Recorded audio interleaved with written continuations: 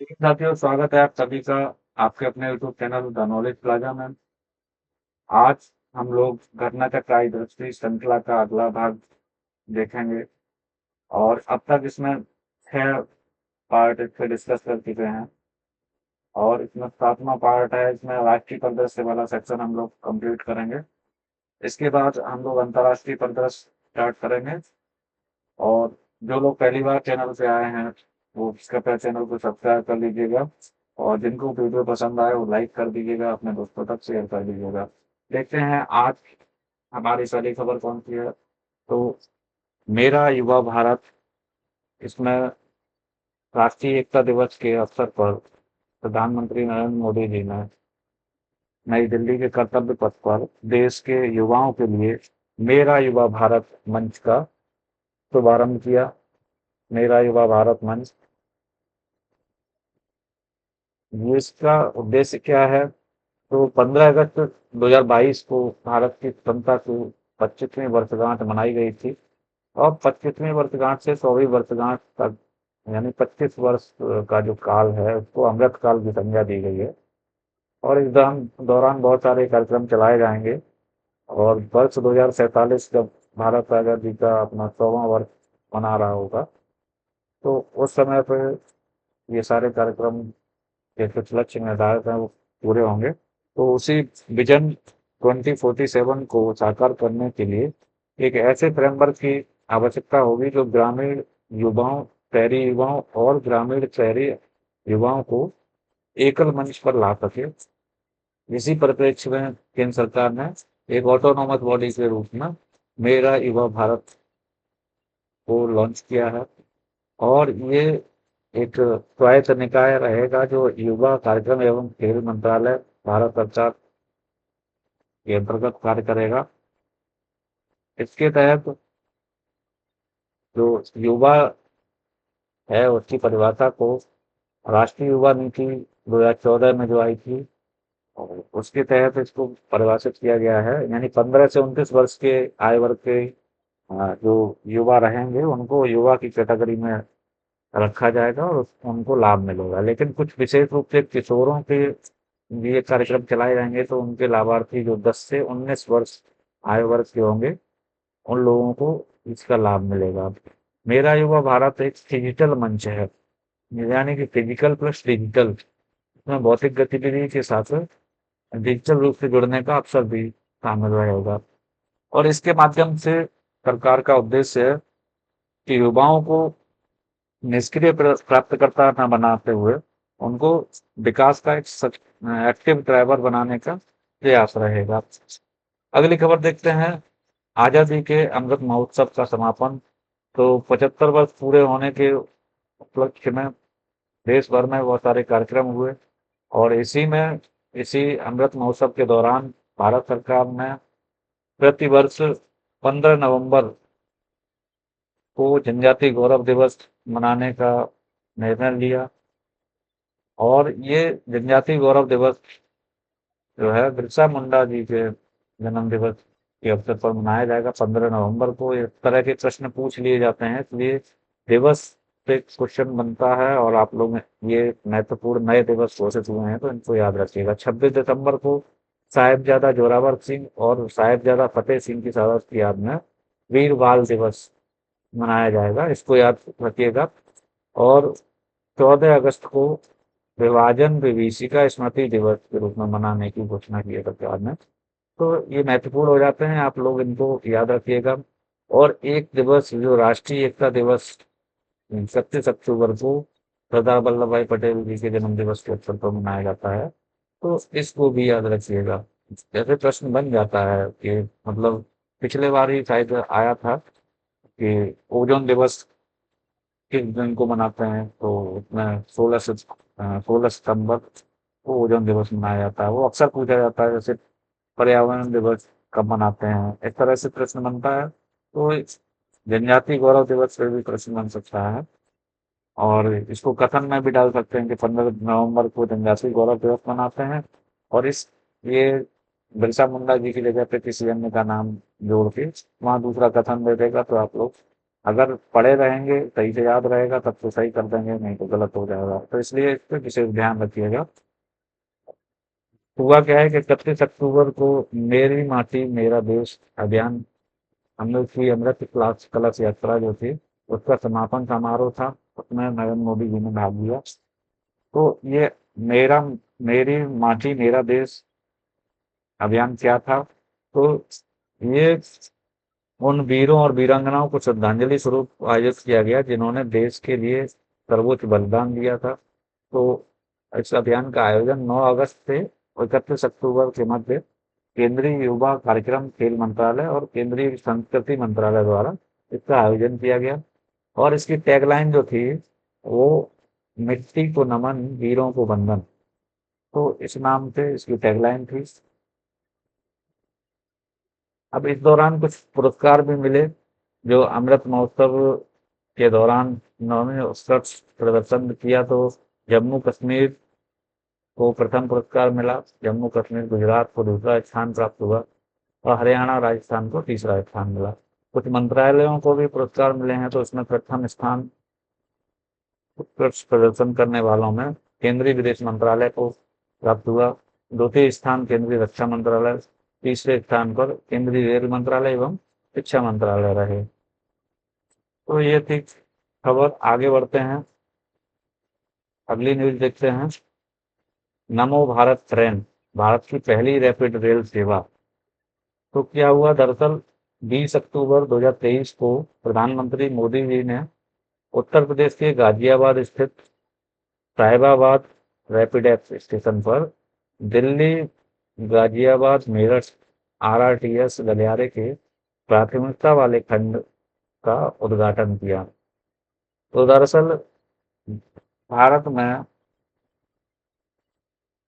विश्व स्तरीय परिवहन अवसंरचना के निर्माण के माध्यम से देश में रीजनल कनेक्टिविटी यानी क्षेत्रीय कनेक्टिविटी के को रूपांतरित करने के प्रधानमंत्री के विजन के अनुरूप क्षेत्रीय रैपिड ट्रांजिट प्रणाली यानी RRTS regional rapid transit system का विकास किया गया है। तो ये रेल बेस्ड रहेगी जो रीजनल नोड्स को जोड़ेगी। और इसमें ये मेट्रो से किस प्रकार भिन्न है? तो इसमें मेट्रो रेल के अपेक्षा लंबी दूरी तक यात्रा करने वाले यात्रियों के लिए विकसित किया जाएगा। साथ ही इसकी मेट्रो रेल से 3 गुना अधिक इसकी गति होगी और कम स्टॉपेज होंगे।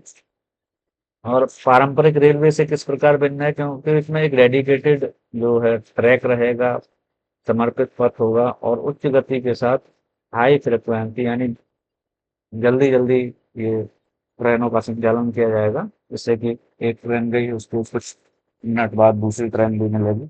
तो फ्रिक्वेंसी इसमें परंपरागत रेलवे की तुलना में अधिक रहेगी। और ये एनसीआर दिल्ली दिल्ली एनसीआर क्षेत्र के विभिन्न महत्वपूर्ण नगरों को आपस में जोड़ने के लिए 8 कॉरिडोर बनाए जाएंगे। 8 आरआरटीएस गलियारों का विकास करने की सिफारिश की गई थी। ये 8 कौन से हैं तो इनको आप देख लीजिएगा एक बार। तो इसमें 8 जो हैं वो दिल्ली गाजियाबाद मेरठ, दिल्ली गुरुग्राम एन एसएनबी अलवर, दिल्ली पानीपत, दिल्ली फरीदाबाद बल्लभगढ़ पलवल और दिल्ली खुर्जा, दिल्ली बहादुरगढ़ रोहतक, दिल्ली हापुड़ और दिल्ली सादरा बड़ौद। तो ये 8 गलियारे विकसित किए जाएंगे। इसमें से जो पहला गलियारा है दिल्ली गाजियाबाद मेरठ, ये लगभग 82 किलोमीटर का है। तो इसका कुछ टुकड़ा जो है उसका उद्घाटन किया गया है। साहिबाबाद से दुहाई डिपो को जोड़ने वाली रैपिड रेल साहिबाबाद से दुहाई तक के बीच का जो सेक्शन है उसका उद्घाटन कर दिया गया। तो इसके साथ ही उन्होंने मतलब नरेंद्र मोदी जी ने भारत की पहली रैपिड रेल सेवा यानी नमो भारत ट्रेन राष्ट्र को समर्पित की। तो पहली रैपिड रेल सेवा नमो भारत ट्रेन जो है गाजियाबाद के साहिबाबाद से दुहाई डिपो के बीच में चलाई जा रही है। तो इसको रैपिडेक्स नाम भी दिया गया है, रैपिडेक्स ट्रेन। और इसी के साथ ही क्षेत्रीय त्वरित परिवहन प्रणाली यानी आरआरटीएस का भारत में शुभारंभ हो गया। इसकी पूरे कॉरिडोर की लंबाई जो है वो 82.15 किलोमीटर है। और इसमें से कुछ के हिस्से को अभी शुभारंभ किया गया है। पूरा जब बन जाएगा तो इसकी लंबाई रहेगी 82.15 किलोमीटर। तो भारत की पहली रैपिड ट्रांजिट प्रणाली की डिजाइन गति जो है इसकी 180 किलोमीटर पर घंटा है, लेकिन इसकी ऑपरेशनल जो स्पीड है वो 160 किलोमीटर, यानी एवरेज स्पीड 100 किलोमीटर, और जो है ऑपरेशनल स्पीड 160 किलोमीटर रही। ये था रैपिड रेल के बारे में। अगली खबर देखते हैं। गंगे डॉल्फिन जो है, गंगा डॉल्फिन को उत्तर प्रदेश का जलीय जीव घोषित किया गया है उत्तर प्रदेश सरकार ने। तो गंगा डॉल्फिन के बारे में हमने पीछे भी डिस्कस किया था डॉल्फिन के बारे में। तो टोटल विश्व में 7 प्रकार की डॉल्फिन पाई जाती हैं, जिसमें से जो है 4 डॉल्फिन प्रजातियां जो हैं वो मीठे पानी की प्रजातियां हैं, और 3 खारे पानी की प्रजातियां हैं। इसका वैज्ञानिक नाम प्लेटनिस्टा गंगेटिका है, गंगा डॉल्फिन का। और इसके अलावा जो 3 मीठे पानी गंगा डॉल्फिन मीठे पानी की डॉल्फिन है। और इसमें इसके अलावा जो चीन वाली जो विलुप्त हो गई है, यांगत्से नदी में पाई जाती है वैजी डॉल्फिन। और इसके अलावा भूलन जो सिंधु नदी में पाई जाती है। और वोटो डॉल्फिन ये अमेजन नदी में, लैटिन अमेरिका के मतलब अमेजन नदी में पाई जाती है। 2006 में चीन की नदी डॉल्फिन को विलुप्त घोषित कर दिया गया था। और इस गंगा डॉल्फिन को टाइगर ऑफ द गंगा भी कहा जाता है। ये अंधे स्तनधारी होते हैं जो इकोलोकेशन, यानी इकोलोकेशन का मतलब हुआ कि अपनी ध्वनि को उत्सर्जित करते हैं और परावर्तित ध्वनि को सुनकर वस्तुओं या शिकार का पता लगाते हैं।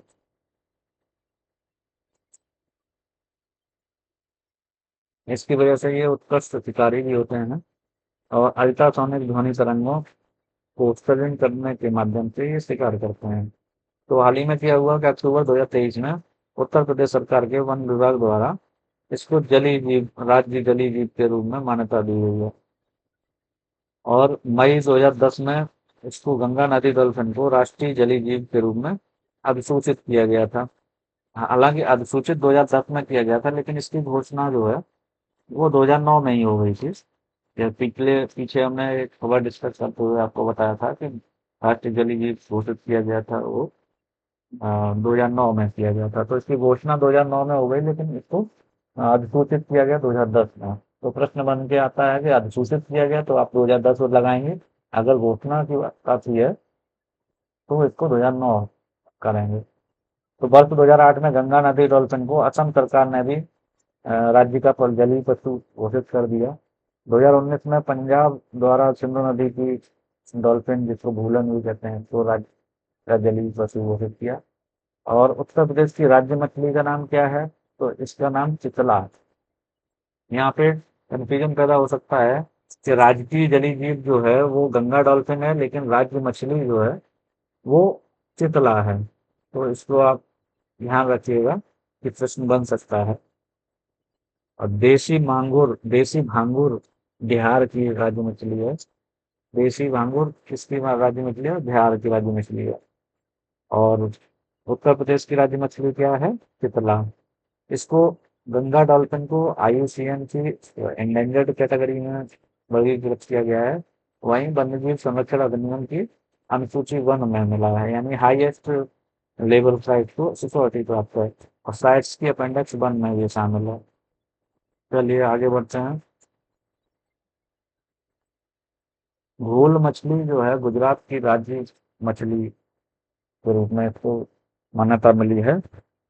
तो विश्व मत्स्यिकी दिवस जो है 21 नवंबर को मनाया गया। इस दौरान घोल मछली को गुजरात की राज्य मछली के रूप में घोषित किया गया। इसका वैज्ञानिक नाम रोटोनिविया डाइकेंथस है। हालांकि ये इतना महत्वपूर्ण नहीं है, पर वैज्ञानिक नाम याद करने की आवश्यकता नहीं है। कर रहे याद, एक बार पढ़ लीजिएगा। सिर्फ आपको ये याद रखना है, घोल मछली गुजरात की राज्य मछली है। इसको गोल्डन फिश भी कहते हैं। और ये भारत में पाई जाने वाली सबसे बड़ी मछलियों में से एक है। इसका इकोनॉमिक वैल्यू के कारण इसको राज्य मछली का दर्जा दिया गया। गंगा नदी के किनारे गंगा नदी डॉल्फिन के महत्वपूर्ण आवासों को संरक्षित करने के लिए विक्रमशिला गंगा अभयारण्य बिहार के भागलपुर जिले में जो कि स्थित है, इसका भी स्थापना किया गया। 15 अगस्त 2020 को स्वतंत्रता दिवस के अवसर पर प्रधानमंत्री नरेंद्र मोदी जी ने नदी और समुद्री दोनों डॉल्फिनों के संरक्षण को बढ़ावा देने के लिए प्रोजेक्ट डॉल्फिन की घोषणा की थी। प्रोजेक्ट डॉल्फिन की घोषणा 15 अगस्त 2020 को की। चलिए आगे बढ़ते हैं। भारतीय भेषज संस्था आयोग जो पीडीजी का सदस्य बना है। तो फार्मास्कोपियल वार्ता समूह जो है पीडीजी फार्मास्कोपियल डिस्कशन ग्रुप की वार्षिक बैठक का आयोजन अभी हैदराबाद में संपन्न हुआ। और यहाँ पे क्या हुआ कि ये पहले बात तो अमेरिका, यूरोप और जापान के बाहर आयोजित पहली जो है पीडीजी की बैठक थी। इसमें अब 4 सदस्य हो गए हैं। पहले अमेरिका, यूरोप और भारत जो थे इसके सदस्य थे। मतलब जापान, अमेरिका, यूरोप और जापान इसके सदस्य थे। अब भारत भी इसमें शामिल हो गया है। तो अब 4 सदस्य इसमें हो गए हैं। भारतीय भेषज संहिता जो है, भारतीय भेषज संहिता आयोग द्वारा मतलब प्रकाशित एक कोड है जो मानकीकरण करता है दवाओं का देश में। और ये इसके लिए मानकों के लिए जिम्मेदार आयोग जो है भारतीय भेषज संहिता आयोग। अब इसको पीडीजी एंड फार्मास्कोपियल डिस्कशन ग्रुप का स्थायी सदस्य के रूप में शामिल कर लिया गया है। और इस पीडीजी में विश्व स्वास्थ्य संगठन डब्ल्यूएचओ एक पर्यवेक्षक की भूमिका में कार्य करता है। इससे लाभ क्या होगा कि पीडीजी का सदस्य भारत बन गया है, तो इससे लाभ होगा कि भारत का जो दवाएं हैं उनकी विश्व में मतलब एक्सेस बढ़ेगी। और विजिबिलिटी जो है भेषज संहिता की अंतर्राष्ट्रीय मंच पर भारतीय भेषज संहिता की विजिबिलिटी में उल्लेखनीय वृद्धि होगी। चलिए आगे बढ़ते हैं। अगली खबर है समक्का सरलक्का केंद्रीय यानी समक्का सरक्का केंद्रीय जनजाति विश्वविद्यालय की स्थापना की गई है। तो इसके बारे में अभी एक संविधान संशोधन किया गया 2009 के यूनिवर्सिटी एक्ट में, सेंट्रल यूनिवर्सिटी एक्ट में।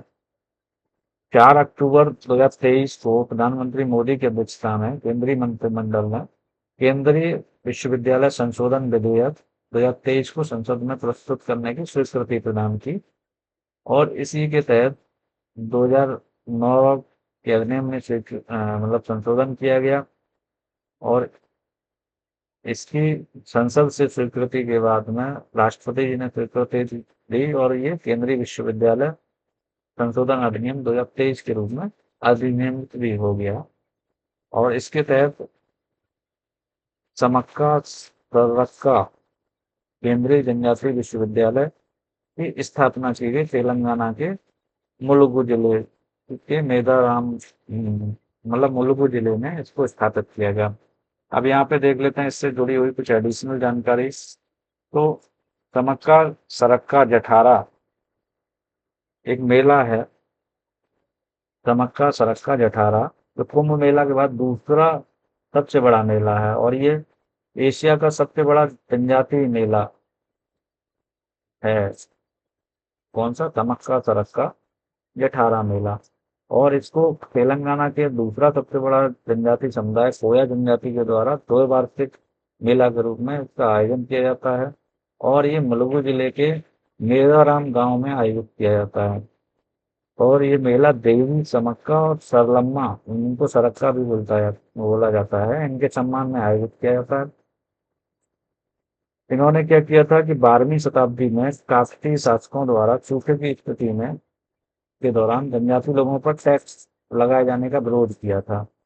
और उस दौरान इसका नेतृत्व जो माँ बेटी थी समक्का और सरलम्मा, इन्होंने किया था। तो उन्हीं को सम्मान देने के रूप में मेले का आयोजन किया जाता है। और तेलंगाना सरकार ने राज्योत्सव का भी इसको दर्जा प्रदान किया है। सरक्का समक्का सरलक्का जठारा को तेलंगाना सरकार द्वारा राज्योत्सव को दर्जा भी प्रदान किया गया है। चलिए देखते हैं, ये अगली खबर है ट्रेवल फॉर लाइफ। तो ट्रेवल फॉर लाइफ जो है कहाँ से आया, तो प्रधानमंत्री जी ने 2021 में ग्लासगो में जो यूएनएफसीसी की बैठक हुई थी, COP26, तो उस दौरान ये मिशन लाइफ शुरुआत किया, मिशन लाइफ की घोषणा की थी। इसमें इसका मतलब अर्थ है कि लाइफ स्टाइल फॉर एनवायरमेंट, यानी कि इस तरह से आप जीवन जिएंगे कि पर्यावरण को क्षति ज़्यादा ना पहुंचे। तो इसी को ध्यान में रखते हुए हाल ही में क्या हुआ कि पर्यटन मंत्रालय द्वारा विश्व पर्यटन दिवस के अवसर पर, विश्व पर्यटन दिवस का 27 सितंबर को था, इसके अवसर पर ट्रेवल फॉर लाइफ नाम से एक कार्यक्रम को वैश्विक रूप से लॉन्च किया। तो इसके दो अलग अलग क्षेत्रों में प्रारंभ किया गया। इसमें पहला क्षेत्र है स्वच्छता के लिए ट्रेवल फॉर लाइफ और ग्रामीण पर्यटन के लिए ट्रेवल फॉर लाइफ। यानी कि स्वच्छता जब आप मतलब पर्यटन के साथ साथ स्वच्छता पे भी बढ़ावा और साथ ही ज़्यादा पर्यटन में ग्रामीण पर्यटन पे स्पेशली फोकस करना है इनका उद्देश्य।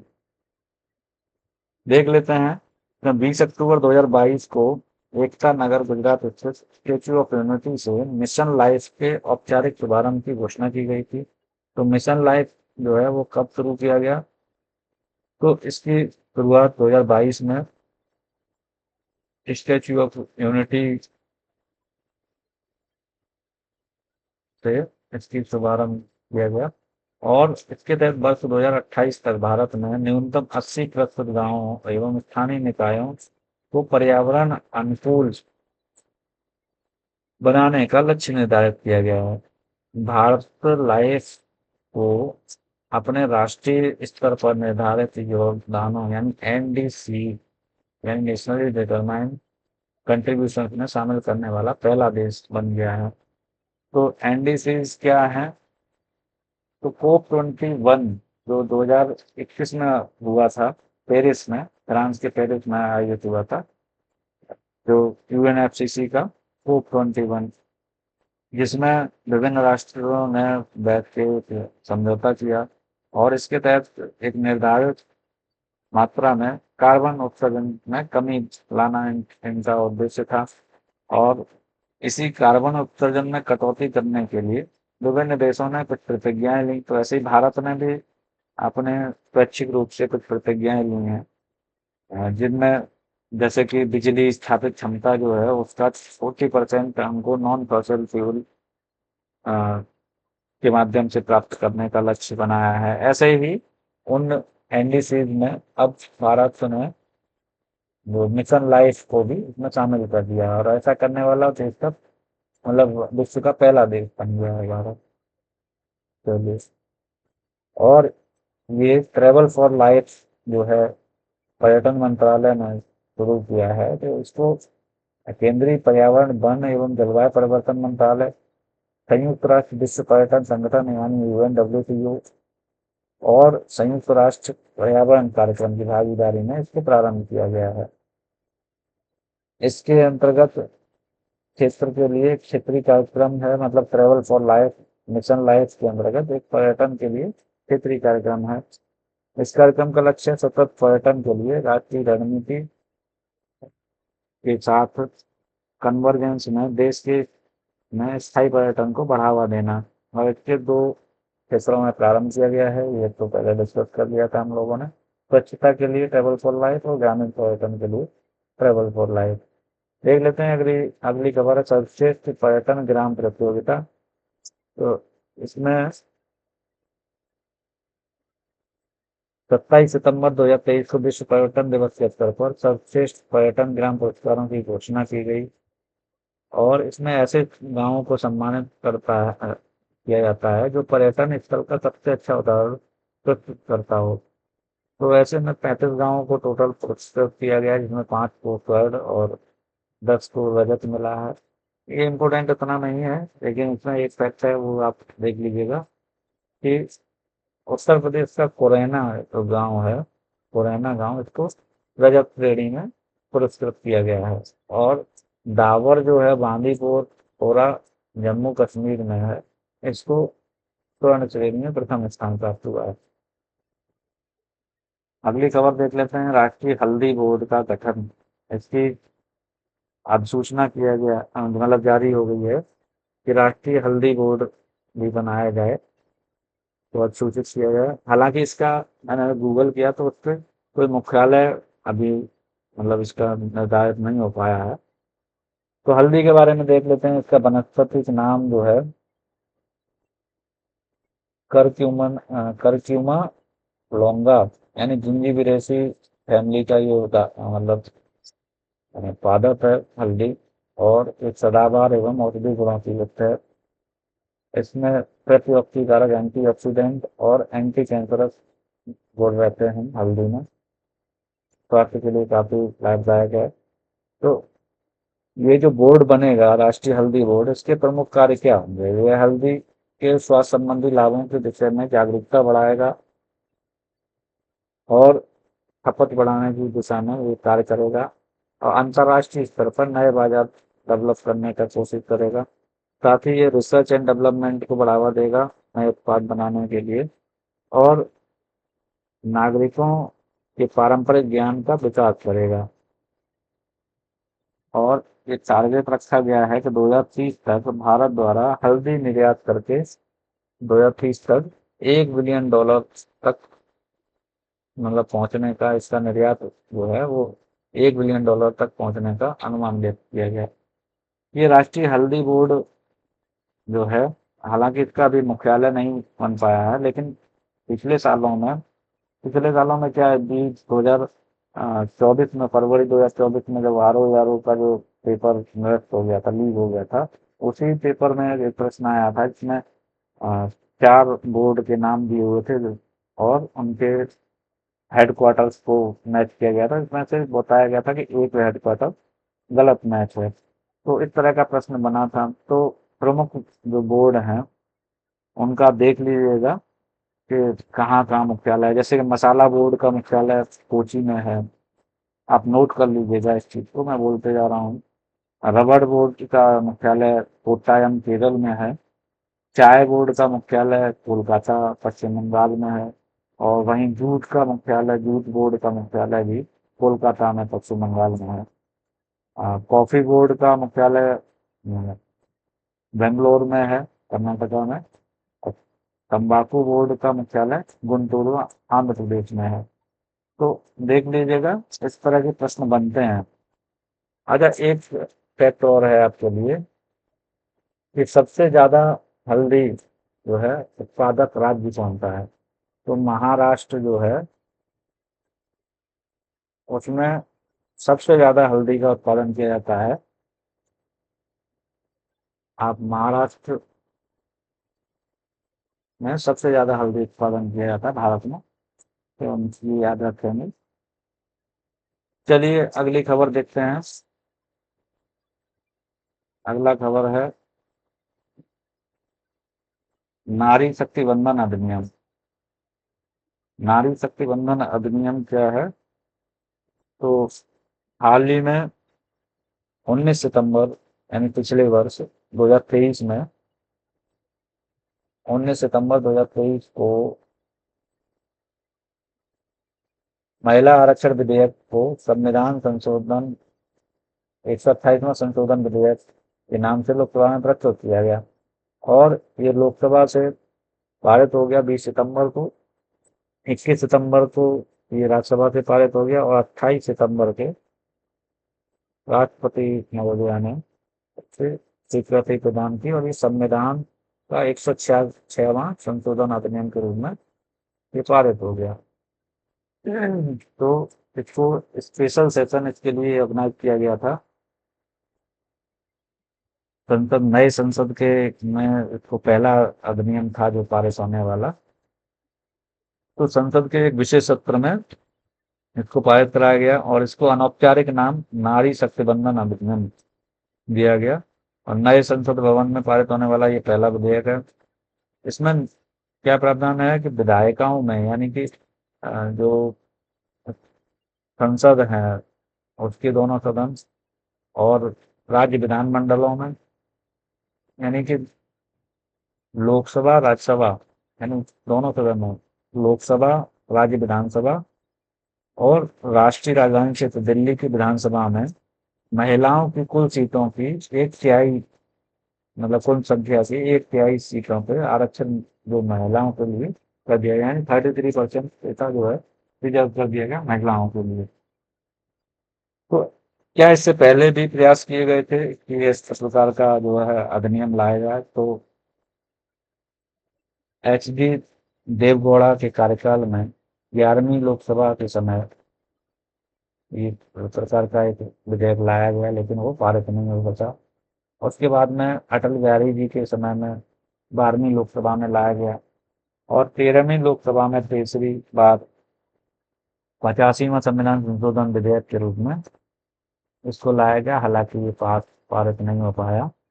उसके बाद ये 2008 में लाया गया मनमोहन सिंह जी के कार्यकाल में और लोकसभा की बजाय ये राज्यसभा में लाया गया लेकिन राज्यसभा ने इसको 2010 में इसको पारित कर दिया। हालांकि मई 2014 में 15वीं लोकसभा के भंग होने के कारण ये विधेयक भी व्यक्तिगत हो गया। तो इसमें क्या प्रावधान किए गए हैं उनको देख लेते हैं। तो इसमें 106वें संविधान संशोधन के द्वारा अनुच्छेद 239 ए में संशोधन किया गया जबकि नए अनुच्छेद 330 ए 332 ए और 334 ए को जोड़ा गया। अब नए अनुच्छेद 330 ए में क्या प्रावधान किया गया तो लोकसभा में एससी और एसटी के लिए आरक्षित सीटों में एक तिहाई सीटें महिलाओं के लिए आरक्षित की गई ऐसा प्रावधान किया गया। और लोकसभा में दूसरा प्रावधान था लोकसभा में प्रत्यक्ष निर्वाचन के माध्यम से भरी जाने वाली कुल सीटों की एक तिहाई सीटें एससी एवं एसटी जनजाति की महिलाओं के लिए आरक्षित सीटों की संख्या सहित महिलाओं के लिए आरक्षित रहेंगी। अनुच्छेद 332 ए को जोड़ने के माध्यम से प्रत्येक राज्य की विधानसभा में महिलाओं हेतु सीटों के आरक्षण का प्रावधान किया गया। वहीं 334 ए के जोड़ने के माध्यम से इसके लागू होने के संबंध में कुछ शर्तों का प्रावधान किया गया जैसे कि लोकसभा राज्य विधानसभा एवं राज्य सरकारी राष्ट्रीय राजधानी क्षेत्र दिल्ली की विधानसभा में महिलाओं के लिए सीटों के आरक्षण संबंधित प्रावधान इस उद्देश्य के लिए संचालित होने वाली परिसीमन की प्रक्रिया के बाद की प्रभावी है यानी कि अब नेक्स्ट परिसीमन जब होगा उसके बाद से ही मतलब ये जो संशोधन है वो प्रभावी होंगे। तो अब तक एक प्रश्न बनता है शायद आया भी है एक प्रश्न बनता है कि परिसीमन आयोग जो है अब तक कितने परिसीमन आयोग गठित किए जा चुके हैं? तो कोई जान रहा हो तो कमेंट कीजिएगा पॉज करके। लेकिन मैं बता दे रहा हूँ कि परिसीमन जो है अब तक 4 बार हुआ है। 4 बार कब कब हुआ है तो एक बार 1952 में हुआ था और उसके बाद 1962 में हुआ। उसके बाद 1973 में हुआ गठित परिसीमन आयोग जो है और उसके बाद 2002 में यानी 4 बार परिसीमन आयोग का गठन किया गया है। 4 परिसीमन आयोग गठित किए गए हैं। तो ये प्रश्न बने इंडिपेंडेंट प्रश्न बन सकता है परिसीमन आयोग या ईयर वाइज पूछ सकता है या पूछ सकता है कि कितनी बार संख्या पूछने के ज्यादा चांस है कि कितनी बार परिसीमन आयोग गठित हो चुका है। तो 4 बार। अभी क्या है कि 2026 के बाद परिसीमन होगा यानी लोकसभा और राज्यसभा विधानसभाओं की सीटों में बदलाव होगा।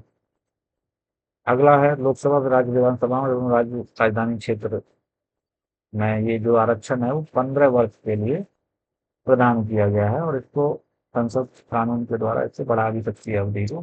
तो एक बार आ गया है तो अब इसको जो भी सरकारें आएंगी यहाँ तक ये बढ़ाएंगी नहीं, क्योंकि एससी और एसटी का भी आरक्षण जो है वो 10 वर्ष के लिए दिया गया था, तो उसको बढ़ा दिया जाता है। अच्छा, 106वां संशोधन की बात हम लोग कर रहे हैं, तो 100 से 106 तक जो संशोधन हुए हैं वो महत्वपूर्ण हो जाते हैं परीक्षाओं की दृष्टि से। हालांकि पुराने संशोधन भी पूछ लिए जाते हैं, लेकिन ये तो आपको याद रहने चाहिए कि 100वां संशोधन जो है वो किस लिए था। तो इसमें बांग्लादेश के साथ में कुछ क्षेत्रों का आदान प्रदान किया गया था, तो बांग्लादेश संबंधी सीमा समझौता के कुछ उससे संबंधित था। और 101 जो है वो जीएसटी संबंधित था। और 102 जो है वो ओबीसी कमीशन को संवैधानिक दर्जा देता है, ये 102वां संशोधन। 103 ईडब्ल्यूएस से संबंधित है। और 104 जो है लोकसभा में और राज्य विधानसभाओं में एससी और एसटी के आरक्षण को 10 वर्ष के लिए बढ़ा दिया गया है। साथ ही एंग्लो इंडियन के लिए जो सीट रिजर्व रहती थी उसको उस प्रावधान को समाप्त कर दिया गया है। और 105वां जो है उसमें क्या हुआ था 2021 में, शायद 2021 में ही एक सुप्रीम कोर्ट का एक जजमेंट आया था जिसमें राज्यों को ओबीसी आइडेंटिफाई करने की जो पावर थी उसको सस्पेंड कर दिया गया था या खत्म कर दिया गया था, तो उसको रिस्टोर किया है इस 105वां संविधान संशोधन के माध्यम से केंद्र सरकार ने। तो अब राज्य भी अपने यहाँ एक लिस्ट बना सकते हैं, पहले हालांकि पहले ही बनाते लेकिन सुप्रीम कोर्ट ने इसको खत्म करते हुए कहा था कि केवल केंद्र सरकार की लिस्ट बना सकती है, यानी पहचान कर सकती है ओबीसी की। तो उसको रिस्टोर करने के लिए 105वां संविधान संशोधन हुआ। 106वां संविधान संशोधन आप तो जान ही रहे हैं, अभी पढ़े हैं। तो इसमें महिलाओं के लिए राज्य विधानमंडलों और लोकसभा में मतलब 33% या एक तिहाई आरक्षण का प्रावधान किया गया है। अगला देखते हैं, अगली खबर क्या है। प्रधानमंत्री विश्वकर्मा योजना। विश्वकर्मा जयंती के अवसर पर 17 सितंबर 2023 को प्रधानमंत्री विश्वकर्मा योजना को प्रधानमंत्री जी ने लॉन्च किया और इसकी घोषणा 77वें स्वतंत्रता दिवस के अवसर पर उन्होंने अपने संबोधन में की थी। और ये केंद्रीय क्षेत्र की योजना है, तो इससे आप समझ गए होंगे कि पूर्ण से भारत सरकार इसको वित्त-पोषित करेगी। केंद्रीय क्षेत्र और एक केंद्र प्रायोजित योजना होती है जिसमें राज्य सरकारें भी अपना शेयर इन्वेस्ट करती हैं या फिर उसमें मतलब वो भी अपना शेयर देती हैं वित्तीय रूप से। तो इसमें क्या है कि विश्वकर्मा योजना में कौन कौन लाभार्थी होंगे, तो इसमें कारीगर और शिल्पकार जो है उनको उनकी पहचान को औपचारिकरण करने के लिए ये योजना लॉन्च की गई है। तो विश्वकर्मा की संज्ञा दी गई है उन्हें, शिल्पकारों और कारीगरों को। और इनमें लोहार, स्वर्णकार, कुम्हार, बढ़ई, मूर्तिकार जैसे व्यवसायों को इसमें शामिल किया गया है। इनकी पूरी लिस्ट भी आगे दी गई है, तो आप देख सकते हैं। इसका नोडल मंत्रालय जो है वो एमएसएमई मंत्रालय है, यानी सूक्ष्म लघु एवं मध्यम उद्यम मंत्रालय को नोडल मंत्रालय बनाया गया है। और इसकी टैगलाइन, पीएम विश्वकर्मा योजना की टैगलाइन सम्मान, सामर्थ्य, समृद्धि है। और इसको अगले 5 वर्ष की अवधि में 2023-24 से 2027-28 तक के लिए इस योजना की अवधि को निर्धारित किया है। इसमें 18 पारंपरिक व्यवसायों को शामिल किया जाएगा, जैसे बढ़ई, नाव निर्माता, अस्त्र निर्माता, लोहार, हथौड़ा एवं टूल किट निर्माता, ताला बनाने वाला, स्वर्णकार और कुम्हार, मूर्तिकार, मोची, राजमिस्त्री, टोकरी, चटाई या झाड़ू निर्माता, जूत बुनकर, गुड़िया एवं खिलौना निर्माता, नाई, माला बनाने वाला, धोबी, दर्जी, मछली पकड़ने का जाल बनाने वाला, इन 18 लोगों को इसमें शामिल किया गया है। और इसका उद्देश्य क्या है? कारीगरों एवं शिल्पकारों को विश्वकर्मा के रूप में मान्यता प्रदान करने के माध्यम से इस उन्हें इस योजना के तहत सभी लाभों हेतु एलिजिबल बनाना, दूसरा है विश्वकर्माओं को कौशल उनके कौशल को अपग्रेड करना, यानी स्किल अपग्रेडेशन करना। और तीसरा है उनकी क्षमता और उत्पादकता के साथ-साथ उनके उत्पादों की गुणवत्ता को बढ़ाने के लिए बेहतर एवं अत्याधुनिक उपकरणों तक उनकी पहुँच को सुगम बनाना। ये इसका उद्देश्य है। साथ ही साथ कारीगरों एवं शिल्पकारों को पीएम विश्वकर्मा प्रमाण पत्र एवं विश्वकर्मा आईडी कार्ड प्रदान किया जाएगा। और यह प्रमाण पत्र किसी आवेदक को विश्वकर्मा के रूप में मान्यता प्रदान करेगा, साथ ही उससे योजना के तहत सभी लाभों के लिए पात्र बनाएगा। तो ये थी खबर विश्वकर्मा योजना के बारे में। आगे देखते हैं आयुष्मान भव अभियान। ये क्या है? तो भारत सरकार की ओर से एक प्रमुख योजना है आयुष्मान भारत, और इसको लागू किया गया था सार्वभौमिक स्वास्थ्य कवरेज के दृष्टिकोण से, और जिसका सिफारिश की गई थी राष्ट्रीय स्वास्थ्य नीति 2017 में कि ऐसा कोई योजना लाई हो जिसमें सार्वभौमिक स्वास्थ्य कवरेज हो। साथ ही साथ में एसडीजी का में तीसरा लक्ष्य हमारा है गुड हेल्थ एंड वेलबींग, यानी कि अच्छे स्वास्थ्य और कल्याण की प्राप्ति के लिए इस योजना को लॉन्च किया गया, जिसमें 4 स्तंभ हैं। पहला है हेल्थ एंड वेलनेस सेंटर्स, यानी स्वास्थ्य एवं कल्याण केंद्र। दूसरा है पीएम जन आरोग्य योजना। तीसरा है प्रधानमंत्री आयुष्मान भारत स्वास्थ्य अवसंरचना मिशन। और चौथा है प्रधानमंत्री आयुष्मान भारत डिजिटल मिशन। अभी क्या हुआ कि द्रौपदी मुर्मू जी ने गांधीनगर गुजरात में वर्चुअल माध्यम से आयुष्मान भव योजना मतलब अभियान का शुभारंभ किया, और यह अभूतपूर्व पहल आयुष्मान भारत कार्यक्रम की सफलता पर आधारित है। ये जो अभियान है, साथ ही यह स्वास्थ्य सेवा में क्रांतिकारी परिवर्तन लाने का प्रतीक है, और ये एक राष्ट्रव्यापी स्वास्थ्य सेवा पहल है। इसमें इसे आयुष्मान भव अभियान को पीएम आभा, यानी प्रधानमंत्री जन आरोग्य योजना, कौमा आभा आईडी निर्माण एवं गैर संचारी रोगों, कौमा तपेदिक और सिकल सेल रोग की जांच एवं प्रबंधन से संबंधित जागरूकता बढ़ाने के उद्देश्य से इसको प्रारंभ किया गया है। और सेवा पखवाड़ा जो 17 सितंबर से 2 अक्टूबर तक चलता है, उस दौरान इसको लागू किया गया था। तो ये एक अभियान है, बहुत ज़्यादा महत्वपूर्ण नहीं है, लेकिन आप इसमें ये चीज़ महत्वपूर्ण है कि आयुष्मान भारत जो है उसके तहत 4 स्तंभ जो हैं वो देख लीजिए कौन से स्तंभ हैं, तो वो महत्वपूर्ण है।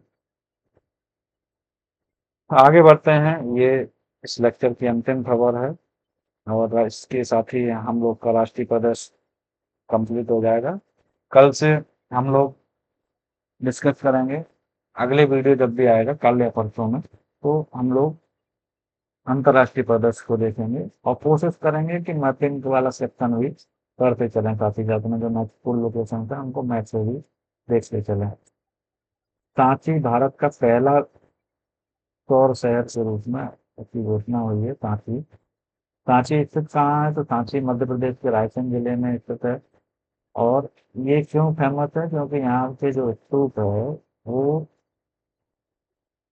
फेमस है, जिसको सम्राट अशोक ने बनवाया था, और इसको ग्रेट स्तूप भी कहा जाता है। इसको सांची के स्तूप को वर्ष 1989 में यूनेस्को की विश्व धरोहर सूची में भी शामिल किया गया था। तो हाल ही में मध्य प्रदेश के मुख्यमंत्री शिवराज सिंह चौहान ने 6 सितंबर को भारत के प्रथम सौर शहर के रूप में इसका लोकार्पण किया, और इस अवसर पर शून्य मतलब शुद्ध शून्य नेट जीरो कार्बन एमिशन शहर बनाने के लिए कुछ समझौता भी हुआ आईआईटी कानपुर और मध्य प्रदेश के रिन्यूएबल एनर्जी डिपार्टमेंट के बीच में। यहाँ पे क्या रहेगा कि सांची में सोलर शहर बनने की वजह से 14,000 टन कार्बन उत्सर्जन की कटौती होगी। अगली देखते हैं मोढेरा जो है गुजरात का एक गांव है, मोढेरा को पहला 24x7 यानी 24 घंटे 7 दिन सौर ऊर्जा संचालित गांव के रूप में इसकी घोषणा हुई है मोढेरा। और ये सौर संचालित 24 घंटे 7 दिन सौर संचालित ये देश का पहला गांव बना है। इसका सौरीकरण जो है, मोढेरा का सौरीकरण सूर्यग्राम परियोजना के तहत किया गया है और यहाँ 6 मेगावाट क्षमता का सोलर सेल मतलब सोलर प्लांट जो है स्थापित किया गया है। और इस परियोजना के माध्यम से मोढेरा भारत का प्रथम शून्य नवीकरणीय ऊर्जा उत्पादक गांव बन गया है। मतलब प्रथम शुद्ध नेट रिन्यूएबल एनर्जी जनरेटर गांव बन गया है। तो ये थी आज की खबरें, यहाँ तक हमने देखा। तो आगे अगला लेक्चर में हम लोग डिस्कस करेंगे किसके बारे में। तो अगला लेक्चर हम लोग डिस्कस करेंगे जिसमें अंतर्राष्ट्रीय पर्दा से देखेंगे। और इसी के साथ ही वीडियो का यहाँ समापन करते हैं। आप लोगों को अगर वीडियो पसंद आई हो तो इसको लाइक कर दीजिएगा, अपने दोस्तों तक शेयर कीजिएगा। और आप नए आए हैं तो आप चैनल को सब्सक्राइब भी कर दीजिएगा। बहुत बहुत धन्यवाद। नमस्कार।